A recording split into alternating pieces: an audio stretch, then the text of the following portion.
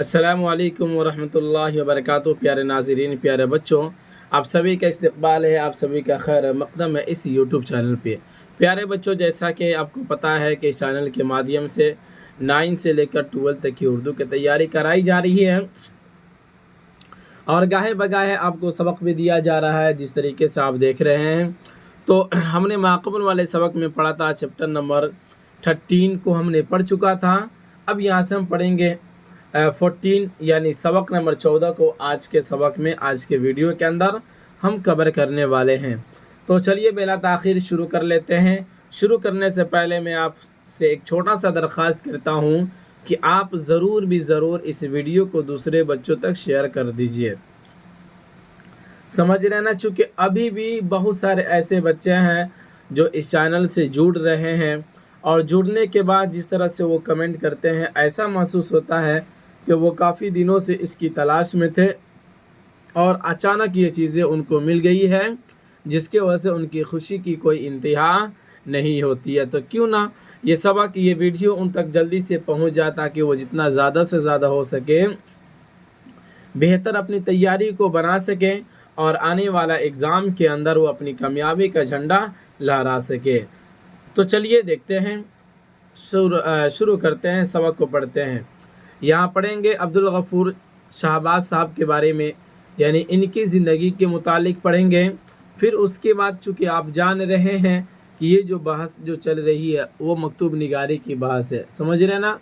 और मकतूब निगारी के अंदर सबसे पहले असदुल्ला ख़ान साहब को बयान किया गया, यानी मकतूब निगारी के अंदर सबसे पहला सबक अगर कोई था तो वो असदुल्ला ख़ान गारी साहब की ज़िंदगी के बारे में बयान किया गया। और फिर उनका लिखा हुआ सैयद शाह करामत हुसैन हमदानी साहब जो थे, उनके नाम इन्होंने जो ख़त रवाना किए थे, तो उसको आपके निसाब के अंदर जो शामिल है, जो ख़त शामिल है, उसको पढ़ाया गया था।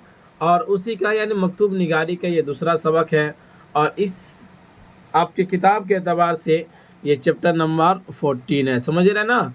और मकतूब निगारी के एतबार से ये क्या है, सबक नंबर 2 है।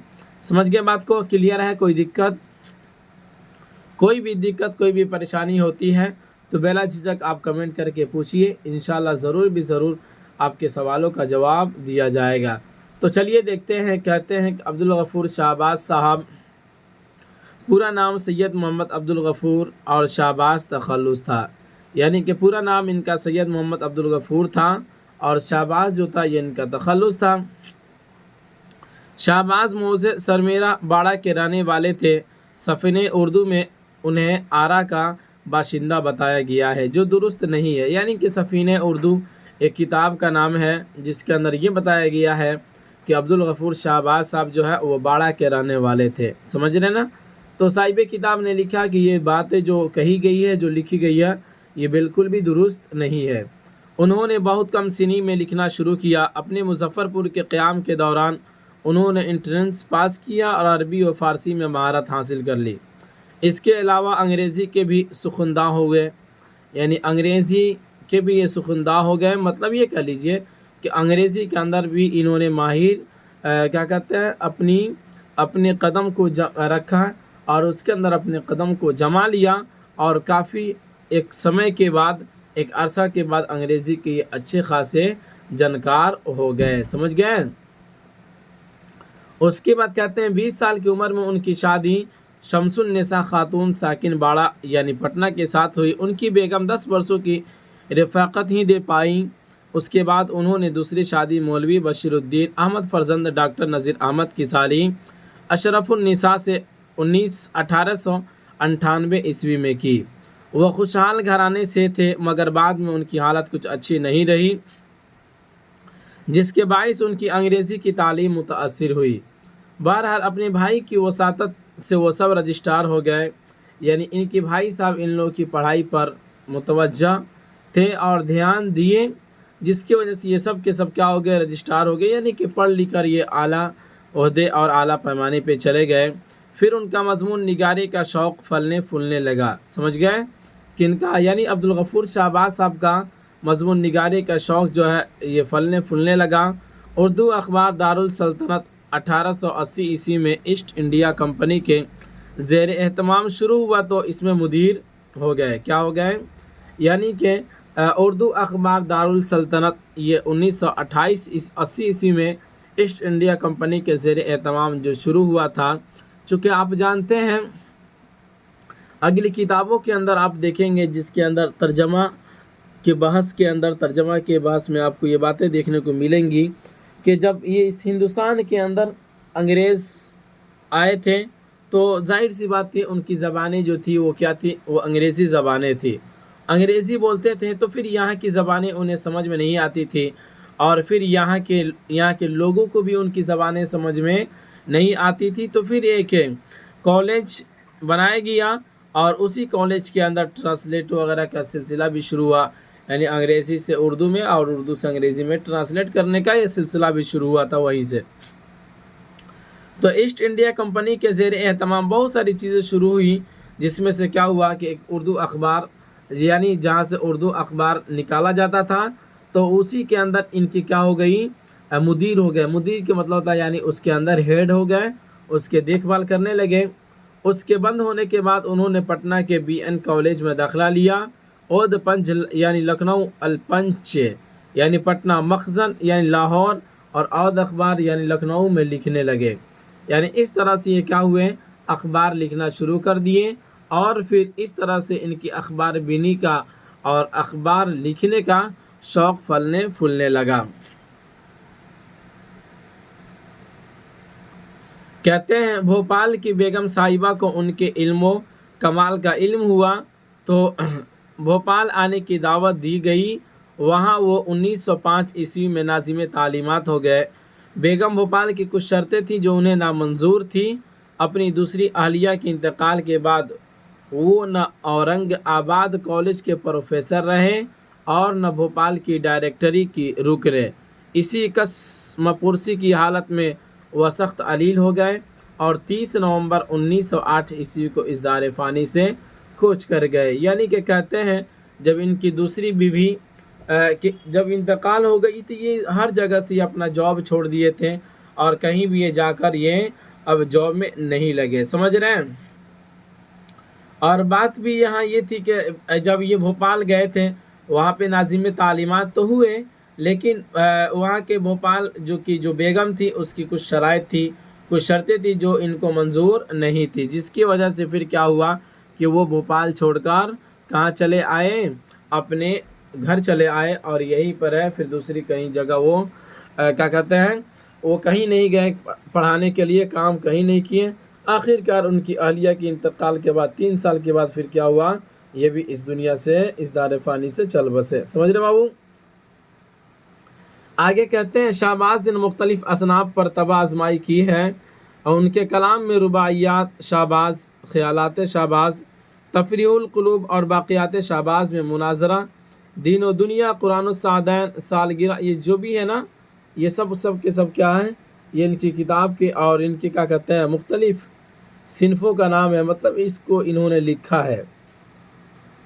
سالگرہ مبارک حضور نظام الدین، خدا کی رحمت، عید سعید، عروس، شادی نوحہ، 3 خمسیں، تہذیب قیس، قانون قسمت وغیرہ جیسی نظمیں ہیں۔ یعنی کہ یہ ساری کی ساری کیا ہے، یہ نظمیں ہیں جس کو انہوں نے یعنی شہباز صاحب نے کیا کیا تھا، اپنے زمانے میں لکھا تھا۔ اس کے علاوہ کلیات نذیر اکبر آبادی، مقدمہ معزہ حسنہ، مصنفہ ڈاکٹر نذیر احمد، مقدمہ خیالات آزاد، مقدمہ سوانح عمری مولانا آزاد، دیباچہ نوابی دربار، دیباچہ نوابی کھیل، مقالات جمالیہ، ترجمہ رد نیچری، سیرت خسروی اور زندگانی بے نظیر ان کی تصنیفات و تالیفات میں شامل ہے۔ یعنی کہ یہ بھی جو کتابیں یہاں پر جو ذکر کی گئی ہے یہ بھی کتابیں کیا ہے، ان کی تصنیف میں اور ان کی تالیفات کے اندر کیا ہے، شامل ہے، سمجھ رہے ہیں۔ شہباز نئی تعلیم و تہذیب کے دلداہ تھے اور پیروی مغربی کی دعوت عام دیتے تھے۔ شہباز نذیر حالی اور اکبر کے مقلد اور پیروکار ہے۔ شہباز نذیر حالی اور اکبر کے مقلد اور پیروکار ہے، مطلب یہ ہے کہ نذیر صاحب اور حالی اور اکبر یہ جو 3 لوگ جو ہیں یہاں پہ جو ذکر کیا ہے تو ان کے پیروی کرنے والے کون تھے، یہ شہباز صاحب تھے، ٹھیک ہے نا، چونکہ ان کے نقش قدم پر یہ چلتے تھے۔ اسی کو کہتے ہیں مقلد، ٹھیک ہے نا، تقلید کرنے والا، جس کی تقلید کی جائے اس کو مقلد کہا جاتا ہے، ٹھیک ہے۔ سائنسی علوم سے بھی کافی رغبت رکھتے تھے، پیش نظر مکتوب ان کے مکاتب سے ماخوذ ہے، یعنی کہ جو یہاں پہ جو مکتوب جو خطوط جو دیا گیا ہے، انہوں نے بہت سارے مکاتب لکھے، بہت ساری کتابیں لکھی، خطوط اس کے اندر لکھے، تو اسی کے اندر سے ایک ٹھو یہاں پہ اخذ کیا گیا، یہاں پہ لیا گیا ہے، سمجھ رہے ہیں نا۔ تو یہ رہا بابو آپ کے درمیان عبدالغفور شہباز صاحب کے حوالے سے چیپٹر نمبر 14، یعنی سبق نمبر 14 کو آپ نے پڑھا۔ چلیے اب اس کے بعد اسی چیپٹر انہی کا لکھا ہوا ایک خط ہے جو انہوں نے اپنے بیٹی کا نام لکھا تھا، اس کو پڑھ لیتے ہیں۔ اپنی بیٹی صغرا کے نام لکھتے ہیں، کیوں جی صغرا تمہاری اماں خط کیوں نہیں لکھتی؟ مزاج تو ان کا اچھا ہے، امید ہے کہ تمہارا سبق ناگا نہ ہوتا ہوگا۔ حقوق اولاد کے شعر جب تم زبانی پڑھتی تھی اور تمہاری چھوٹی بہن بھی ساتھ ساتھ پڑھنا چاہتی تھی، دونوں کے حق میں میرے دل سے دعا نکلتی تھی۔ یعنی کہ یہ کہتے ہیں عبدالغفور شہباز صاحب اپنی بیٹی صغرا کے نام خط لکھے، اور اس کے اندر انہوں نے یہ لکھا کہ بھائی آج کل کیا ہو گیا ہے کہ تمہاری ماں جو ہے وہ خط نہیں لکھتی ہے، مزاج تو اچھا ہے نا، ان کی حال تو اچھا ہے، وہ ٹھیک ٹھاک تو ہے، سمجھ رہے ہیں۔ اور پھر اس کے بعد کہتے ہیں تمہاری چھوٹی بہن بھی ساتھ پڑھنا چاہتی تھی، دونوں کے حق میں میرے دل سے دعا نکلتی تھی، سمجھ رہے ہیں۔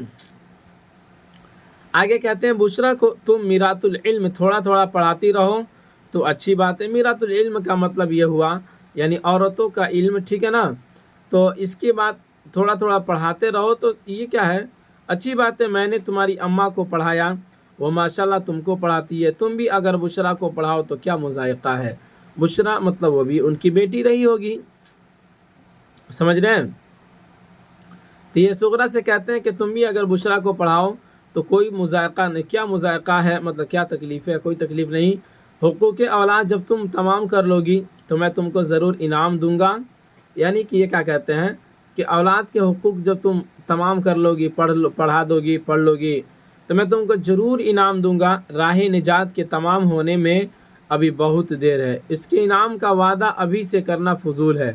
یعنی کہ کہتے ہیں کہ ابھی کامیاب ہونے میں کافی دن ہے، اور ظاہر سی بات ہے اس کے لیے ابھی انعام کا وعدہ کر لیا جائے، یہ کیا کرتے ہیں فضول بات ہے، یہ یعنی لا یعنی باتیں ہے۔ میں خدا نے چاہا محرم کی تعطیل میں آؤں گا، دیکھو تیار رہنا، کہیں ایسا نہ ہو کہ میرے سامنے اپنی کتاب ٹھیک سے نہ پڑھ سکو۔ کیا کہہ رہے ہیں؟ کہیں ایسا نہ ہو کہ میرے سامنے اپنی کتاب ٹھیک سے نہ پڑھ سکو۔ اخلاق ہندی کا مختہ تم روز نہیں پڑھتی، اخلاق ہندی کا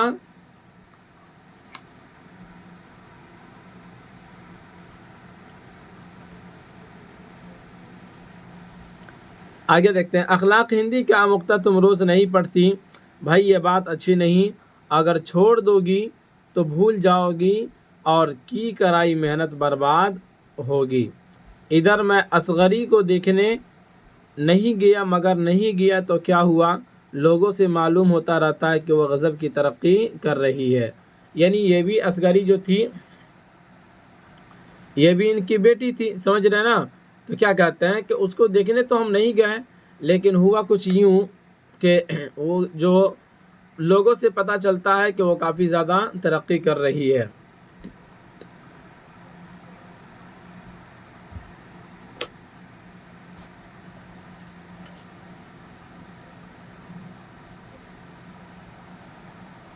آگے بڑھتے ہیں، کہتے ہیں تم کو اگر شوق ہو اور محنت کرو تو 2-4 مہینے اب بھی تم اس کو سبق دے سکتی ہو۔ مجھ کو 4-5 روز سے ایک دنبل سخت ستا رہا ہے، اب کسی قدر آرام ہے۔ میں نے یہ خط صاف صاف لکھا ہے، یقین ہے غور کرو گی تو بغیر کسی کی مدد کے آپ پڑھ لو گی۔ بشرا کو دعا کہو اور اپنی نانی کی خدمت میں تسلیم، ٹھیک ہے نا۔ تو یہاں اس طرح سے کیا کہتے ہیں عبدالغفور شہباز صاحب نے اپنی بیٹی کے نام خط جو لکھا تھا اس کے اندر بہت ساری باتیں انہوں نے لکھی، پڑھائی کے حوالے سے، پڑھائی کے متعلق بہت ساری باتیں لکھی جو آپ کے درمیان پیش کیا گیا ہے۔ تو امید کرتے ہیں کہ آپ کو سمجھ میں آیا ہوگا۔ تو چلیے اجازت دیجیے، پھر ملیں گے ہم اگلے والے سبق میں اس کے سوال اور جواب کے ساتھ اسی پر اختتام کرتے ہیں۔ خدا حافظ۔